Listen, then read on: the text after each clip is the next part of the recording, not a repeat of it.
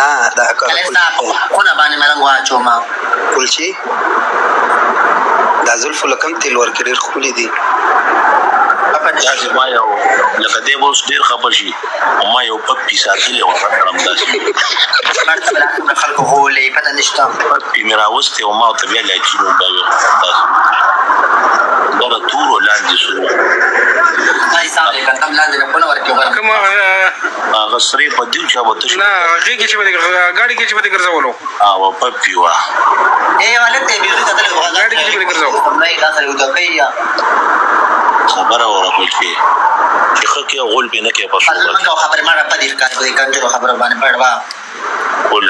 پټۍ بړواس د ښځې بړواګیري دي کړې وه دې که څه دا وه بړواګري کړې وه ستا خورې غولو بچا خلکو باندې ستا خورې غول وه ستا خورې په خلکو باندې راتولې وه د پړوا بچیه بلکې چې ښه کې غول پې نه کې په خوبه کې موږ ته کومه نور نه پیسې لمه